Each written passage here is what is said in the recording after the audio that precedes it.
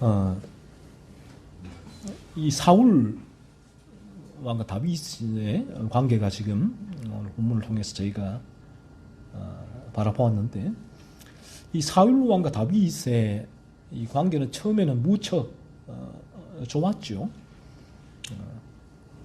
이 둘이 처음 만남이 이루어지는 사건은 사울 왕이 악령이 들렸을 때 수금을 잘 타는 사람으로 다윗을 소개받고, 이 사울은 이 다윗을 한눈에 아주 쏙 마음에 들어 했지요.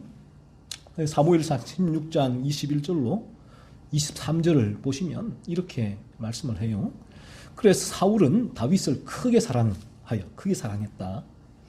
그리고 아버지 이새에게, 다윗의 아버지죠, 이새에게 사람을 보내어서 다윗을 내 앞에 모셔서게 하라. 그가 내게 은총을 얻었느니라 라고 말하였습니다.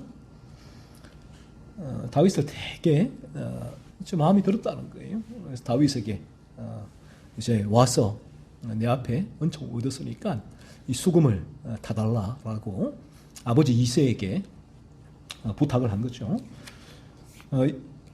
그래서 다윗은 사울의 옆에 늘 수금을 들고 대기하고 있다가 사울이 악령이 들릴 때마다 수금을 탔고, 그러면 악령이 떠나갔습니다. 이처럼 사울은 다윗을 되게 아꼈죠. 그리고 사울이 다윗을 더욱 아끼게 된 두 번째 사건은 우리가 너무나 잘 아는 골리앗과의 전투입니다. 이 전투에서 모든 군인들이 골리앗을 보고 두려워 떨고 있을 때 다윗은 물맷돌 5개죠.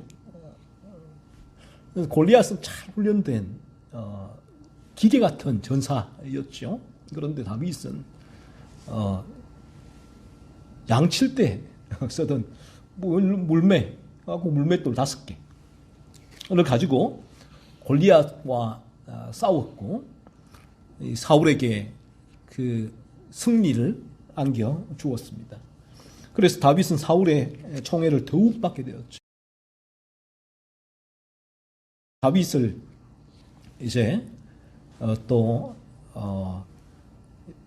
모든 곳에 높은 자리에 자기 옆에 불러서 여기저기로 어떤 일을 처리하기 위해 보내게 되고, 가는 곳마다 이 다윗은 지혜롭게 행했다는 거예요. 성경이 그 말씀을 합니다. 그러자 사울이 다윗을 군대의 장으로 삼았습니다. 군대의 장. 처음에는 수금을 타는 사람을 옆에 앉혔더니만 나중에는 군대 장으로 사울이 삼은 거예요. 그랬더니 또 온 백성이 그러한 사울이 다윗을 군대 장으로 삼은 것을 보고 합당하게 여겼다라고 말합니다. 그리고 사울의 신하들도 합당히 여겼다라고 사무엘상 15장 5절은 말씀하고 있습니다. 이것을 볼 때에 다윗이 양치는 목동이었잖아요. 양치는 목동에서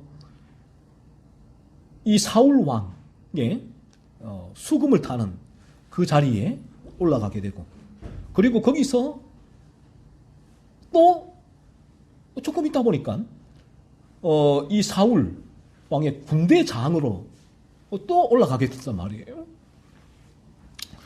우리가 이 사건을 통해서 이 다윗에게 역사하는 하나님의 주권이에요. 그 주권을 좀 바라보길 원하고, 다윗에게 임하시는, 다윗의 삶을 이끌어 가시는 하나님의 주권을 좀 바라보면 좋을 것 같고, 그 다음 주는 이 말씀을 가지고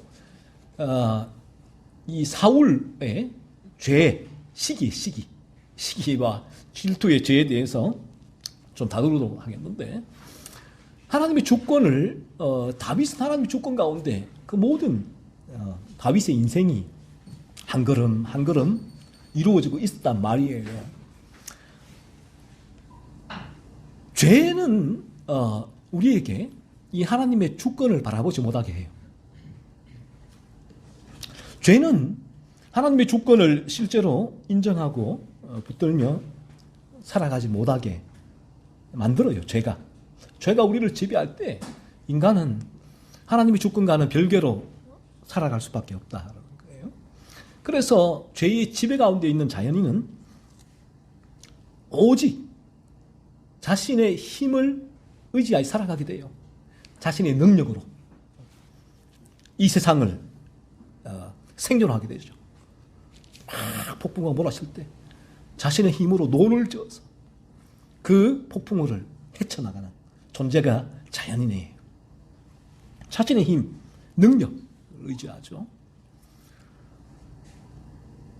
이것이 왜 그런가 하면 늘 성경의 비유에서도 거듭나지 못한 모든 죄의 지배 가운데 있는 자연인을 이리로 비유를 하고 있는데, 이리는 자신의 힘으로 살아갈 수밖에 없어요.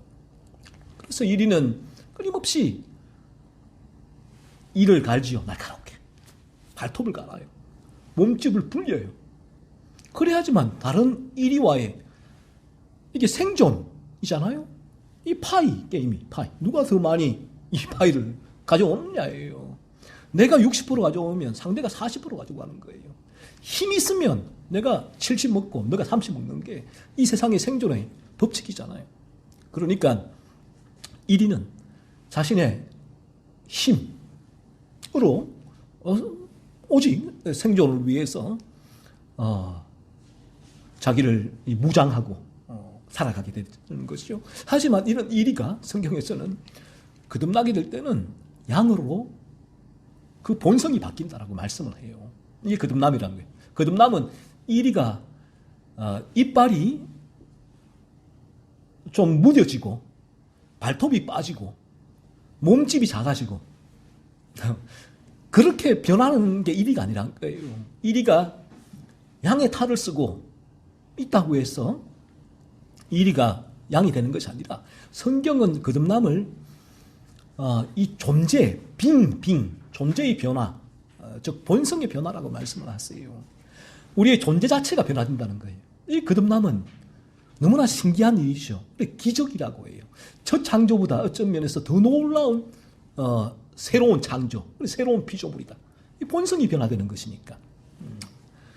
그래서 우리가 거듭나게 되어서 1위가 양이 되면 이제 양은, 그러니까 누가 이제 양을 인도하는 것입니까? 목자예요, 목자. 양은 목자의 인도 없이는 살아갈 수가 없단 말이에요. 그래서 그때부터 이 양은 1위일 때는 목자거든요, 목자. 목자를 피해 다녀야죠. 양 잡아먹으려면. 목자가 있으면 계속 숨어 다니고 피해 다니고 그렇게 이제 닭 잡아먹고 양 잡아먹고 하는 게 1위였잖아요. 그런데 양이 되면 양은 이제 목자, 양 눈도 어두워요. 목자가 부르는 그 음성, 어디 있나?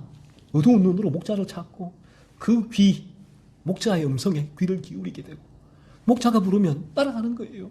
아, 목자가 나를, 내가 목마른데 이 물로 여기 부르는구나. 가면 물이 있단 말이에요. 그럼 물 마시는 거예요.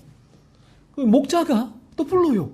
배고픈데, 배고파 죽겠는데 가보니까 꼴이 있더란 거예요. 먹는 거예요. 이게 하나님 주권이잖아요. 그래서 1위는, 양은 거듭나게 되어지면 하나님의 주권을과 뗄래야 뗄 수 없는 필연적으로 그 주권이 양의 인생을 인도하게 되죠. 양은 이제 그때부터는 목자 없이는 생존이 불가능해져 버려요. 그래서 1위 때는 내 힘으로 다 했죠. 내가 가정에서도 직장에서도 친구 관계에서도 내 힘으로 살아남아야 돼요. 그렇기 위해서 어떻게 해야 됩니까? 세상의 죄악된 방법들을 잘 익혀야 되죠. 특별히 카네기의 처세술, 유대인의 탈무드 부지런히 읽어야 돼요. 잘 살아남으려면 부지런히 읽어야 돼요. 그래서 제가 이전에 얘기했잖아요. 제가 예전에 사역했을 때에 제 선배 전도사 한 분이 제게, 이 전도사 교회에서도 인정받으려면 늘 손에 주보를 들고 다니라는 거예요. 주보를 놓지 말래요. 왜 그렇습니까? 그러니까 그래야지 다들 이 정도 사는 정말 열심히 살아가는구나 라고 본대요. 이게 처세술인데 이 이리가 세상에서 살아가려면 이러한 자신의 능력을 배양하는 방법밖에 없어요. 하지만 이리가 양이 되어지면 양은 아이고 내 힘으로 살아갈 수 없구나.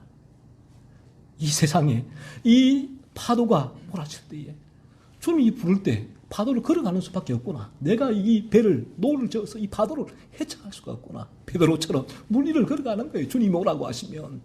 이게 이제 양의 삶이에요. 이렇게 양의 삶은 그때부터 하나님 주권이에요. 주권이 모든 방면에 섞여져 있는 거예요. 가정에서도 내게 왜 이런 일이 났을까? 내가 왜 이럴까? 하나님 주권 가운데 해석하게 되고, 직장에서도 학교에서도 왜 이럴까? 왜 이렇게 내 뜻대로 일이 안 풀릴까? 하나님의 주권 가운데 해석하게 되는 거예요. 하나님 주권이 모든 삶의 모든 영역에 스며들게 돼요. 그래서 양은 이제 그때부터 늘 목자의 인도하신 가운데 살아가게 되는 것이 하나님의 주권이라는 거예요. 하나님의 주권이라는 것이 이 이리가 종교인일 때 양의 탈을 쓸 때는 양의 탈을 쓴다는 이제 그 상태가 이리가 종교인인데 교회에 열심히 나오잖아요. 하지만 본성은 변화되지 않은 이리인데 교회에서는 거듭나야 하리라 라고 말하니까 나는 거듭났습니다 라고 양의 탈을 쓰고 있단 말이에요. 그 이리는 하나님의 주권, 목자를 찾을 수가 없단 말이에요. 그 자신의 힘으로 살아갈 수밖에 없지요. 그래서 이 죄의 지배 가운데 있는 그래 자연인은 그래 하나님의 주권을 바라볼 수가 없어요. 그래서 내가 이 하나님의 주권을 실제로 바라보고 경험하지 못한다면 이 부분이 나의 또 하나의 거듭남을 점검할 수 있는 기준이 되기도 해요. 내가 여전히 이 부분에 거듭나더라도 염려 근심을 할 수가 있어요. 그래서 바울이 빌립보서에도 염려하지 말라라고 하잖아요. 아무것도 염려하지 말라. 염려하니까 염려하지 말라고 하죠. 하지만 그 염려가 그를 지배하지는 않아요. 그래서 그러한 가운데서도 내게 일어나는 모든 일들을 하나님의 주권 속에서 이제 바라보려고 애를 쓰고 찾아내고 목자이신 주님 앞에 나를 맡기고 그렇게 우리 인생길을 걸어가게 됐죠. 하지만 우리가 이 죄 가운데 있다면, 죄가 여전히 나를 지배하고 있다면 하나님의 주권에 대하여는 이 양의 탈을 쓴 종교인은 이렇게 모든 자연인이죠. 똑같은 마찬가지인데 하나님의 주권에 대하여서는 바라볼 수가 없고 느낄 수도 없고 경험할 수도 없습니다. 그래서 그는 철저하게 내 주먹을 믿어라. 내 힘으로 이 세상의 험한 파도를 헤치며 살아가게 되죠. 그게 얼마나 힘든 일이에요. 이 힘든 게 모르니까. 아주 너무너무 힘든 일이에요. 내가 이 세상에 봐도 이 세상에 돈이 없다고 인생은 고되고 돈이 많으면 인생은 고되지 않고 그렇지가 않아요. 돈이 아무리 많아도 그 인생은 늘 고민과 번민과 갈등과 고통이 늘 그 가운데 존재를 해요. 돈을 아무리 많이 가지고 있는 그런 대기업 회장이라도 그런 고민과 번민과 고뇌와 고통이 그를 늘 붙들고 있어요. 이것이 인생이라는 거예요. 그래서 이 인생을 인간은, 자연인은 자기 힘으로 헤쳐나가는 거예요. 이 큰 폭풍우가 뭐라 파도가 막 치는데 거기에 자기가 논을 지어서 막 나가고 있는데 이게 얼마나 힘든 일이에요. 하지만 그가 거듭나게 될 때는 이 폭풍우 가운데 주님이 우리가 흔히 말하듯이 주님이 선장되셔서 주님이 이끌어가세요. 때로는 그 폭풍우를 말씀으로 잠잠케 하셔갖고 지나가게 하시죠. 그 길을. 그러니까 거듭나게 될 때 어떤 면에서 우리에게 세상의 기준에서 이 뭐 돈이 많거나 권력이 있거나 뭐 학벌이 좋거나 뭐 그런 부분들이 우리에게 이 그 세상의 폭풍 후 파고를 헤쳐 나가게 하는 것이 아니라 오직 이 하나님의 주권, 하나님의 인도하심, 목자이신 주님이 나를 데리고 헤쳐나가시는 거예요. 그래서 그 삶이 내가 세상 사람들이 가지고 있는 그 세상의 좋은 것들을 하나도 가지고 있지 않다고 하더라도 세상 가운데 절망하지 않고 낙심하지 않고 근심하지 않고 염려하지 않고 절망, 낙심, 근심, 염려가 뭐예요? 죄로부터 오는 거잖아요. 죄가 만들어내는 거잖아요. 그래서 그 부분들이 하나님의 목자가 되실 때에 그리스도의 생명으로 밀어내게 하시고 하나님을 바라보고 하나님께 맡기고 그 길을 걸어가게 하죠. 수월한 이 부분들을 느끼게 되는 것이죠. 이 다윗도 마찬가지인데 이 다윗도 하나님의 주권을 믿고 붙들고 경험하며 살아갔죠. 사울의 총애를 받을 때도 이 다윗이 사울의 총애를 받아서 고위직을 얻기 위해서 자, 저를 좀 소개해 주세요. 제 수금을 잘 타니까 그러니까 사울 왕한테 이 수금으로서 뭐 악령도 한 번씩 들린다며요. 제가 수금을 타서 쫓아낼 수가 있어요. 라고 줄을 놓지 않았잖아요. 사울이. 그러니까 다윗이. 근데 다윗은 주어진 그 자리에서 최선을 다해 살아갔어요. 이게 거룩이거든요. 우리가 거듭나게 되어지면 우리가 어떤 높은 나 대통령 될 거야 라고 해서 그걸 얻기 위하여서 살아가지를 않아요. 물론 대통령을 목적을 하고 내게 주어진 삶들을 최선을 다해서 살아갈 수는 있지만 그 부분을 되기 위해서 죄악된 방식으로 거기에 도달하려는 사술과 괴계를 사용하지 않는다는 얘기예요. 최선을 다해 살아갈 뿐이에요. 다윗도 마찬가지였단 말이에요. 그래서 다른 사울 왕 그 자리에 가기 위해서 다윗이 어떤 인간적인 방법을 사용하지 않았잖아요. 최선을 다해서 다윗의 주어진 일이 뭐였습니까? 양치기, 목동이었잖아요. 양을 친 거예요. 그냥 양을. 잘 보면 어떤 면에서 가장 낮은 위치에 있는 그 자리에서 양을 쳤을 뿐인데 누군가가 소개를 해서 수금을 타는 자리에 갔고 또 다윗은 부모님 말씀 듣고 전쟁터에 나가 있는 형들에게 도시락을 갖다 주라고 해서 최선을 다해서 도시락을 고이 싸가지고 형들에게 형들 도시락 가지고 왔어라고 줬단 말이에요. 근데 그때 보니까 골리앗이 나와서 이스라엘 군대, 하나님의 군대를 모욕했잖아요. 그리고 더 나아가 그것을 하나님이 모욕하는 것이니까 다윗이 그때에 어떻게 저럴 수가 있느냐라고 하고 자기가 싸우겠다고. 그러니까 내가 골리앗과 싸워서 이기면 내가 이 자리에 올라갈 것이다. 라고 다윗은 그런 목적으로 골리앗과 전쟁을 벌인 게 아니에요. 그냥 최선을 다해서 주어진 그 삶을 살았을 뿐이죠. 근데 하나님께서 이제 이 다윗의 이 거듭난 양이죠. 양이 다윗의 인생을 목자가 한 걸음 한 걸음 인도하시는 거예요. 보니까 어느 날 내가 그 자리에 있네. 나는 열심히 살았을 뿐인데 어느 날 살았을 뿐인데 이 자리에 있네. 왜 그래요? 목자가 나를 인도한 거 그걸 안단 말이에요. 안단 말이에요. 양은. 이리는 몰라요. 그래서 이리가 어떤 이런 이 세상에 남들이 가지지 못한 것을 가지게 되어지면 이리는 교만해져요. 포악해져. 그래서 우리가 흔히 갑질을 한다. 갑질. 이게 다 이리의 자연스러운 그 삶의 방식이란 말이죠. 그 자리에 올라가게 되어지면 우리가 완장 차면 사람이 달라진다고 하잖아요. 왜 그런가? 바로 이런 이유 때문에 그래요. 하지만 양이 그 자리에 보니까 어느 날 목자가 부르니까 거기 갔더니만 이 자리고 부르면 그 자리고 목자의 인도하신 대로 따라갈 뿐이에요. 그래서 내가 여기 왔는데 내가 양이니까 길을 잘 찾아서 내가 여기 왔으니 여기 있었지 라고 양은 생각할 수도 없죠. 그래서 양은 그 자리에 있는 부분이 하나님의 뜻이 있나 보다라고 그 자리에서 주어진 삶은 또 최선을 다해 사는 거예요. 살다가 요셉도 그랬잖아요. 요셉이 형들에게 팔렸잖아요. 이 다음 주에 바라볼 사울의 시기의 죄에 대해서 얘기할 텐데, 인간에게 이 시기의 죄도 엄청난 죄예요. 이 시기가 다른 사람을 멸망으로 이끌잖아요. 죽이게 되는 동기가 시기에서 비롯된 경우가 많은데, 이 형들이 이 요셉을 시기해서 사실은 죽이려고 하다가 르우벤 때문에 못 죽이고 팔아넘긴 거 아니에요. 미디안 상인들에게.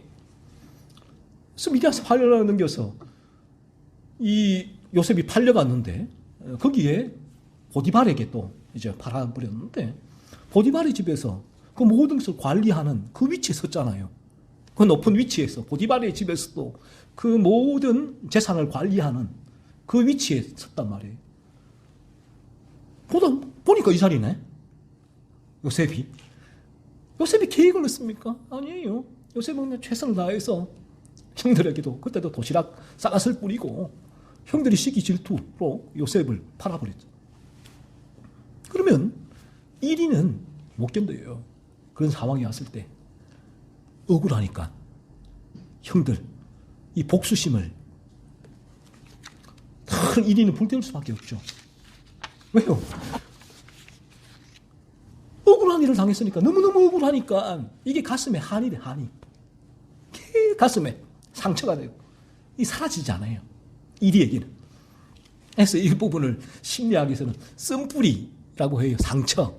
이게 성경은 죄라고 얘기하는데, 이 상담, 성경적 상담도 이 죄를 쓴뿌리로 바꿔버려요.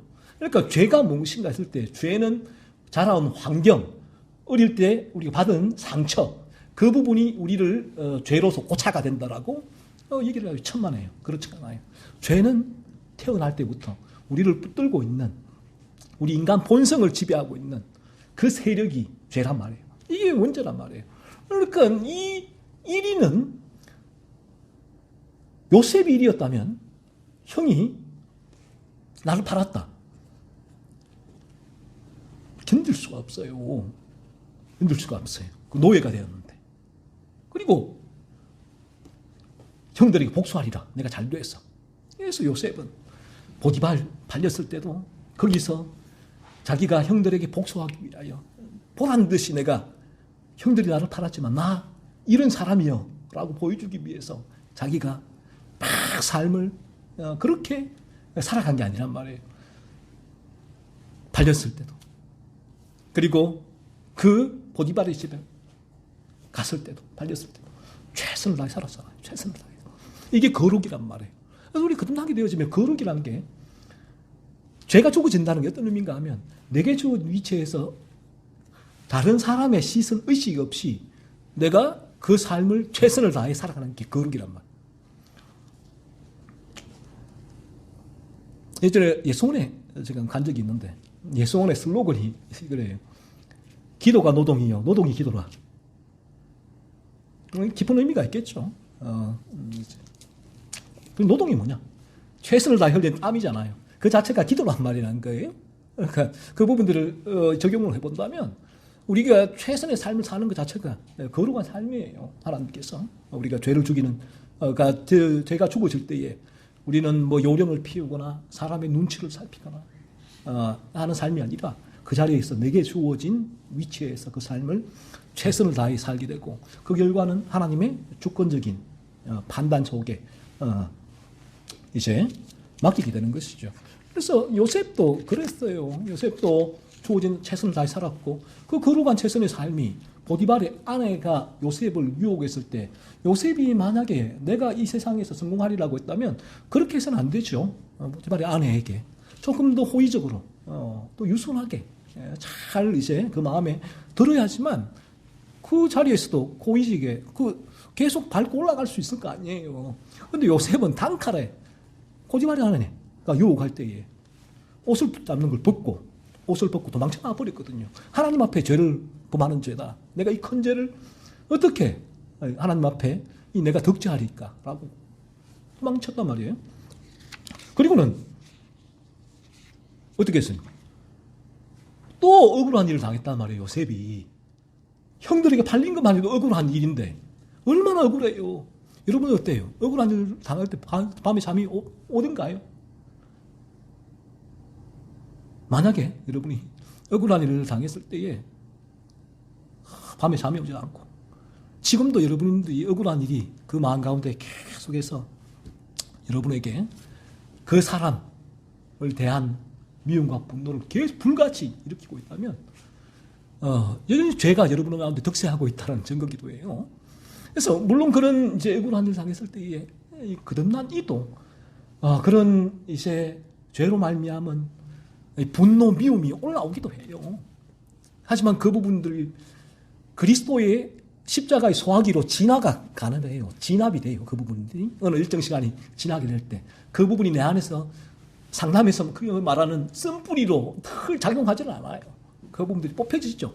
제가 되죠. 그래서 다시 리셋이 되는데 요셉이 두 번째로 얼마나 억울한 일을 당했습니까? 자기는 정말 하나님을 위하여 산 거 아니에요. 최선을 다해 주어진 일을 감당했고 최선을 다해 거룩한 삶을 사는 것이 최선의 삶을 사는 것이었고 거기에 죄를 짓지 않는 보디발의 아내의 유혹을 물리치는 삶이었을 뿐인데 자기는 하나님 말씀대로 죄를 안 짓는 삶을 사는데 결과는 무엇입니까? 보디발의 아내가 모함을 했잖아요. 남편한테. 당신이 데려온 종이 나를 급탈하려고 했다. 그래서 내가 지금 피하다가 이 사람 옷을 가지고 있다. 라고 증거물로 낸 거예요. 그러니까 이 보디발은 아내 말을 철수같이 믿고 요셉을 감옥에 보내버렸잖아요. 감옥. 이 얼마나 억울한 일입니까? 요셉이 하나님을 위하여 내가 양으로서 최선의 삶을 살았는데 하나님 이게 뭡니까? 이게 뭡니까? 불평, 불만, 원망 저 더 살기 싫어요. 하나님 제게 이러면 됩니까? 하나님 양은 목자가 책임지신다며요. 막 불평. 그런데 요셉은 그렇지 않았죠. 그래서 그런 마음이 왜 요셉도 없었겠습니까만은 하나님의 주권 가운데 요셉은 이 모든 사건을 바라보게 성령께서 역사하시는 거예요. 거듭났을 때 양의 본성이에요. 본성. 네. 양도 맞으면 아프지 왜 안 아플까요? 양이. 하지만 양이 맞아도 아플 때 아야라고 소리는 치지요. 하지만 아야라고 소리 칠 때 이리도 변하나요? 그 양이. 아니에요. 아야라고 소리 칠 때 그 양은 그대로 양이란 말이에요. 그래서 요셉은 그 자리에서도 하나님의 주권을 바라보면서 최선을 다해서 감옥살이 한 거예요. 그러니까 그 바로 왕입니까? 그 꿈 회몽 또 그 사건에 또 하나님께서 그 부분들을 일으키신 거잖아요. 그래서 그 꿈을 해몽해주고 요셉이 애굽의 총리 자리에 올라가게 되잖아요. 애굽의 총리. 그래서 이 요셉도 이제 저 꼴짝이 살던 요셉이었는데 그 꼴짝이에 양치고 그 수많은 형들 가운데 도시락 싸서 형 갖다 주고 요셉이 애굽의 총리는 그 당시 애굽은 그 당시 그 지역의 세계의 최강대국이잖아요.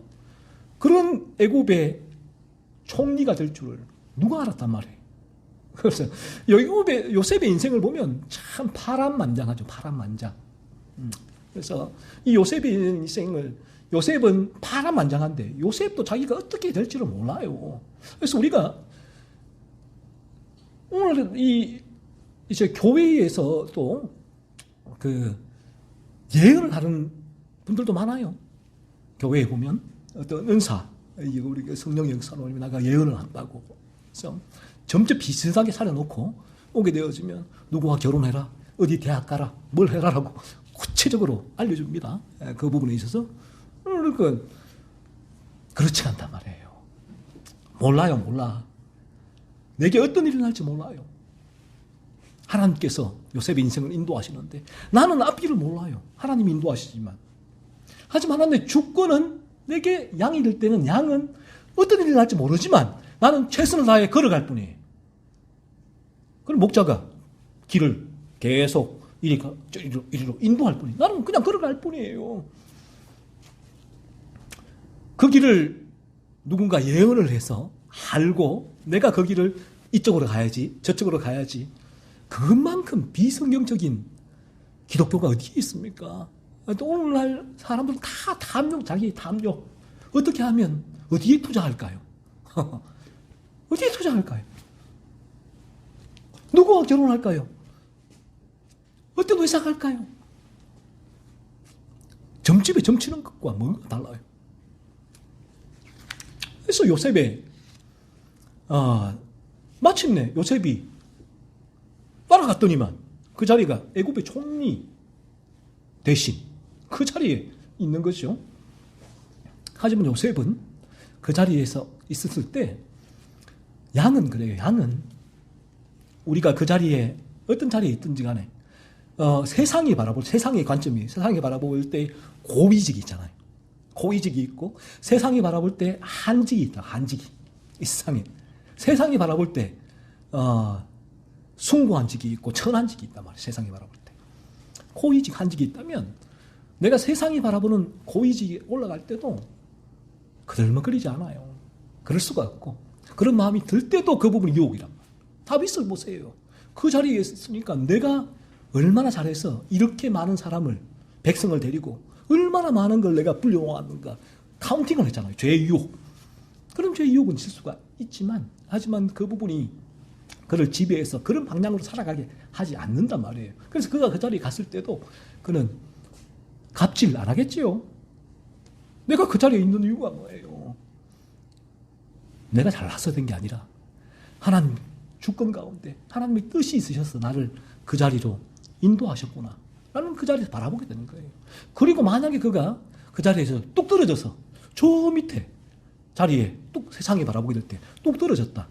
그러면 거기에서 실망하고 좌절하고 절망하고 괴로워하고 불평하고 불만하고 하나님께 모든 원망을 쏟아부으면서 그 자리에서 땅을 치고 소주 막 해서 마시면서 그런 인생을 살아갈까요? 그렇지가 않아요. 그는 그 자리에서도 하나님의 주권을 바라봐요. 하나님께서 나를 형들을 통해서 형들이 나를 팔게 하신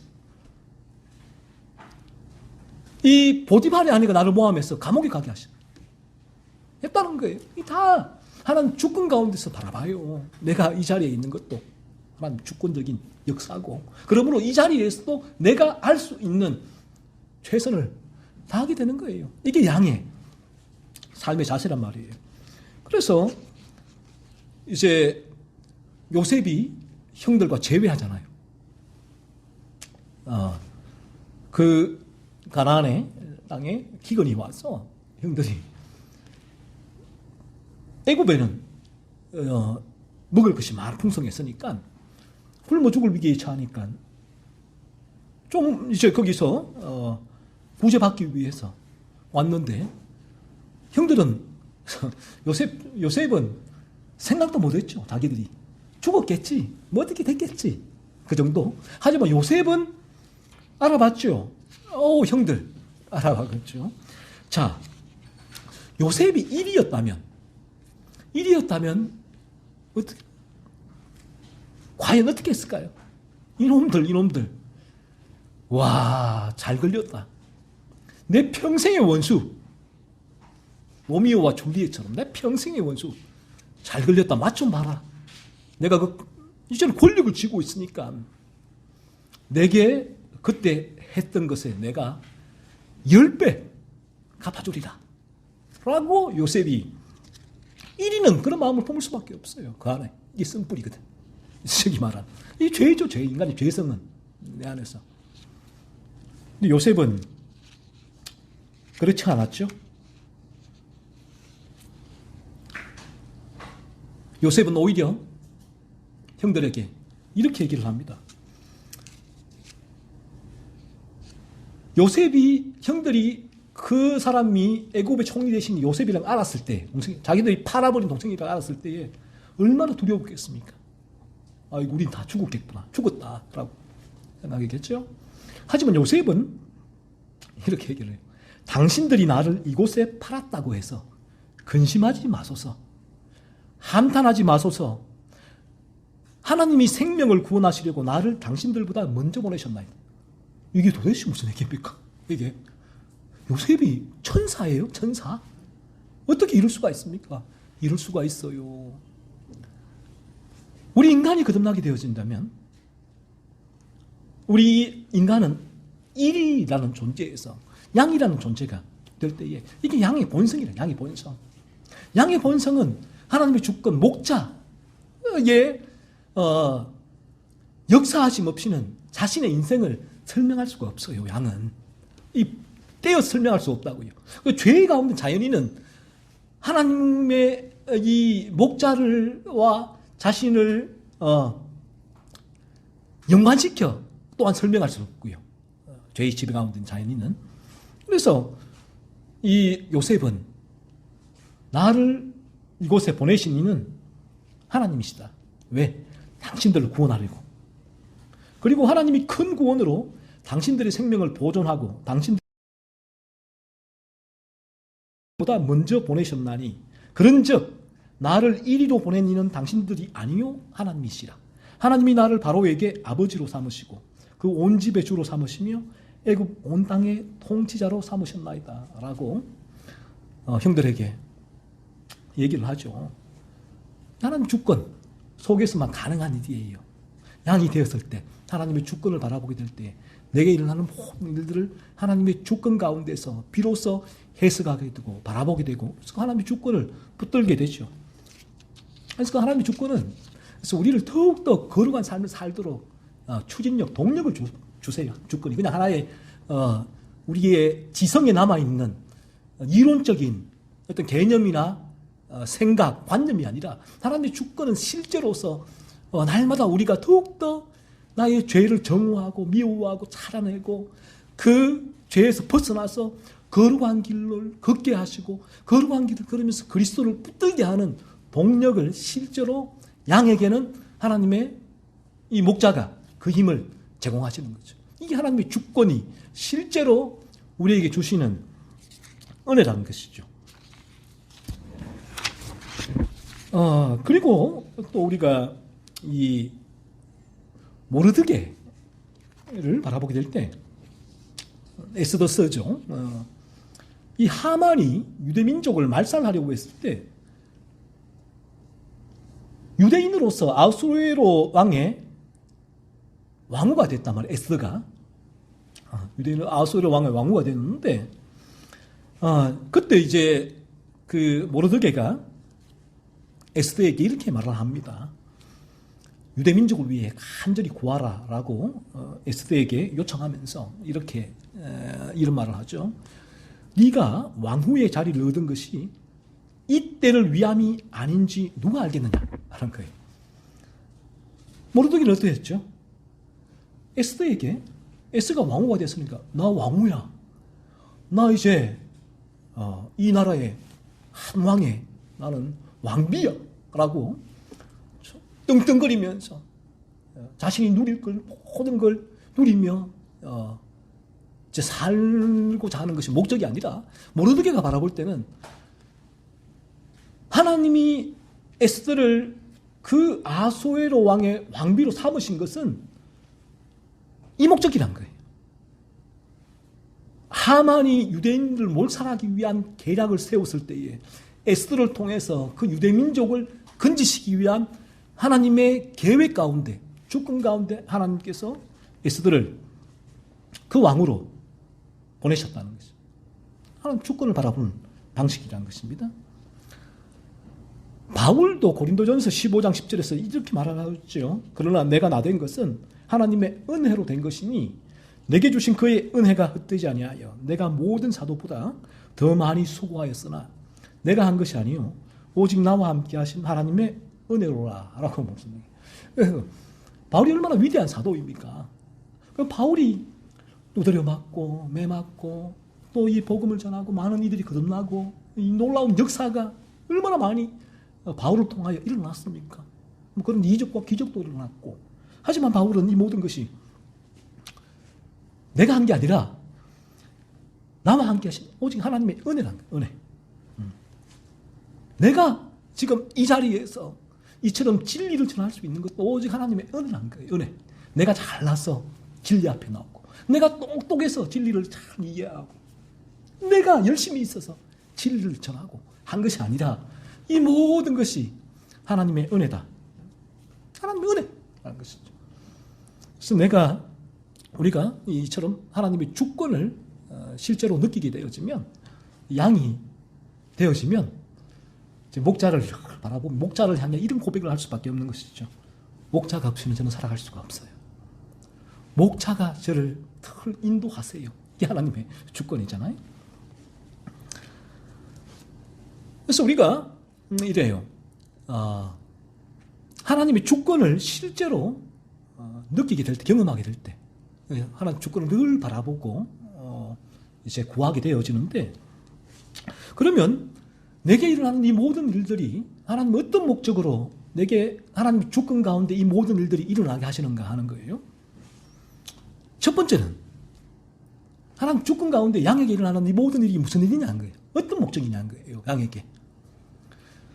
그래서 우리가 이 양이 되지 않으면 양의 탈을 쓴 1위는 내게 일어나는 모든 일들은 합력하여 선을 이루는 것, 나의 탐욕을 채우는 일로 해석을 해요. 먼저 그 나라와 의를 구하라. 그리하면 이 모든 것을 너에게 더하시리라고 했을 때, 이 모든 것을 나에게 더하시는 일로 하나님의 주권을 해석해버려요. 하나님의 주권이 오히려 이 사람이 탐욕을 채우는 통로가 되죠. 그래서 조엘 오스틴의 긍정의 힘. 긍정의 힘은 기독교를 가장한 비복음이에요. 그래서 로이 존 메가더 목사님은 그 레이크 우드 교회를 보고 사탄적인 교회라고 얘기를 하거든요. 그래서 이러한 자신의 탐욕을 채워나가요. 하나님을 덜먹이면서 하나님 주권을 가지고 하나님이 왜 이런 일을 하셨느냐. 긍정의 힘, 긍정의 말을 해라. 나 서울대학교 갈 거야. 서울대학교 갈 거야. 계속 아침에 일어나서 거울을 보고 너는 왕자야, 왕비야, 하나님 자녀야, 서울대 갈 거야, 하버드대 갈 거야. 계속 얘기를 하면 긍정의 힘은 그대로 그에게 하나님께서 그 말을 통해서 그 말에 씨앗을 뿌리고 열매를 거두게 하신다는 거예요. 긍정의 힘이. 이게 무슨 말이에요? 하나님의 주권 가운데서 내 탐욕을 채워가는 것이죠. 그래서 이 복음은, 참 진리는 우리 탐욕을 죽여요. 죄를 찾아나고 죄를 죽인단 말이에요. 하지만 사탄은 우리의 탐욕을 부추겨요. 죄를 확장시키죠. 그러니까 그 오스틴의 레이크우드 교회가 외면적으로만 보면 모든 기독교의 모든 요소, 은혜로운 요소를 다 가지고 있단 말이에요. 그러니까 우리가 진리를 어떤 기준을 가지고 바라보냐는 게 너무너무 중요해요. 거기에는 진리가 없단 말이에요. 다 포장은 그럴싸하게 했는데 그 안에는 사탄이 앉아있다는 거예요. 그 포장을 까보면. 그래서 사탄적인 교회라고 메가더 목사님이 그 교회를 위해서 얘기를 한 거예요. 자, 그렇다면 우리가 양이 된다면 하나님의 주권은 이 실제로 나에게는 어떤 목적을 가지고 이루어지는가 했을 때, 첫 번째는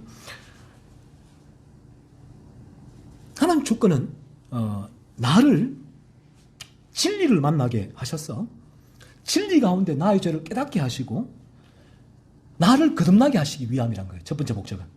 하나님 주권이 역사하는. 하나님 주권은 항상 첫 번째로 나의 거듭남, 구원과 연관되어 있단 말이에요. 그래서 내 구원 가운데, 거듭남 가운데 가장 강하게 하나님의 주권을 바라볼 수밖에 없어요. 이 예정론, 선택론이 다 여기에 결부된 거예요. 내가 구원받고 보니, 거듭나고 보니 하나님 주권 가운데 하나님이 나를 예정하셨구나. 연관된단 말이에요. 그래서 이 부분 첫 번째. 두 번째는 나를 통하여 진리를 흘러가게 하시기 위한 목적이라는 거예요. 하나님께서 내게 일어나는 이 모든 일, 하나님 주권 가운데 왜 이런 일이 일어나느냐 했을 때에 두 번째 목적은 나를 통로로 해서 진리를 흘러가게 하시기 위함이라는 것이고요.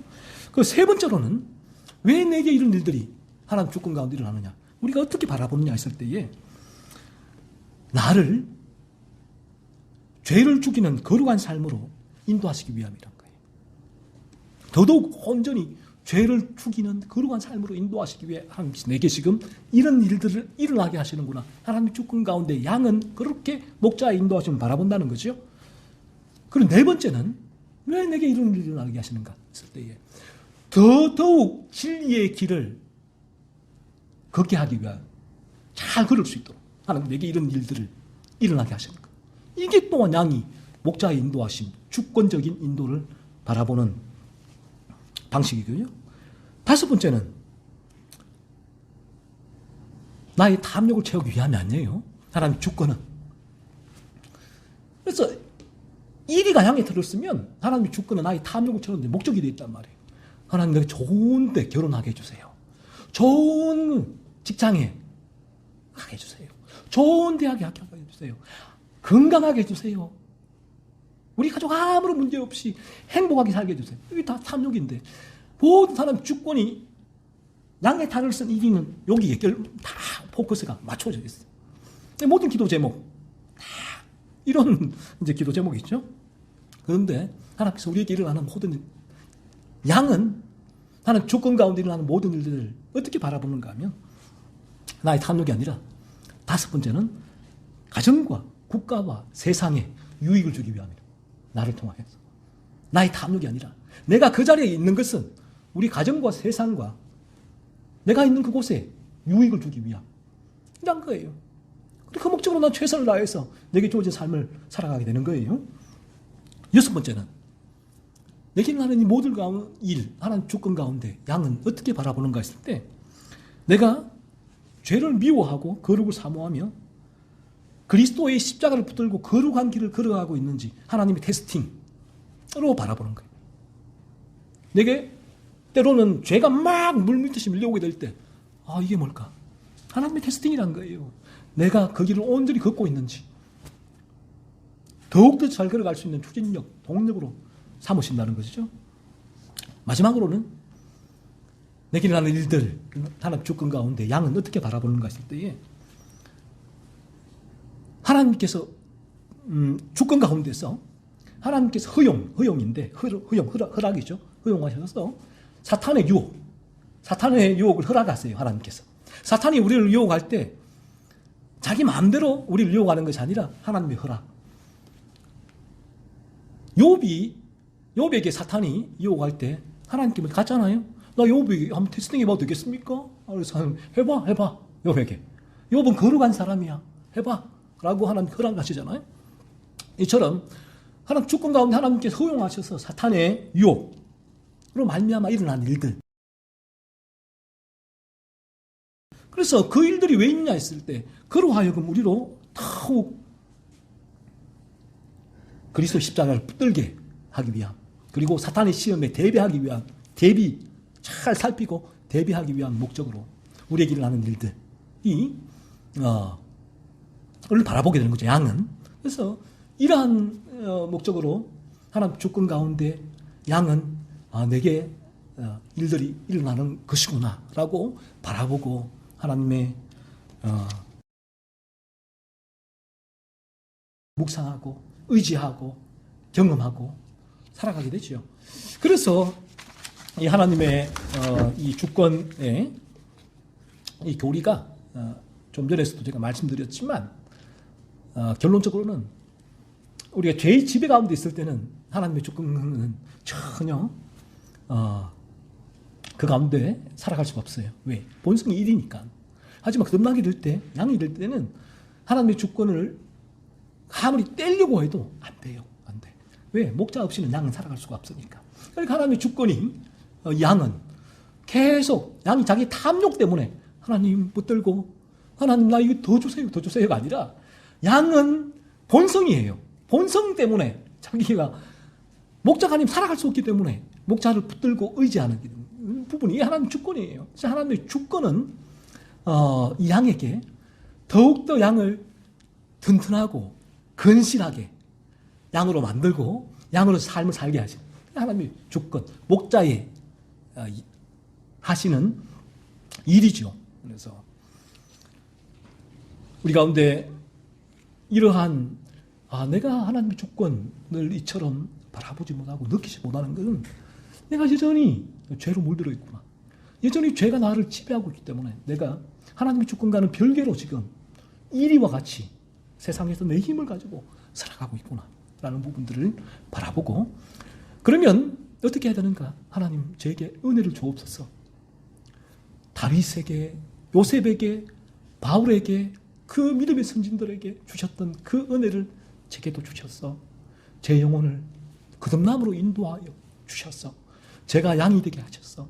양으로서 하나님의 주권 가운데 내 힘이 아니라 목자가 나를 인도하시는 그 은혜를 날마다 누리며 그 하나님을 찬양하며 감사하며 하나님 살아가게 하옵소서. 한 주간 이렇게 기도하며 살아가는 여러분이 되기를 원합니다. 기도.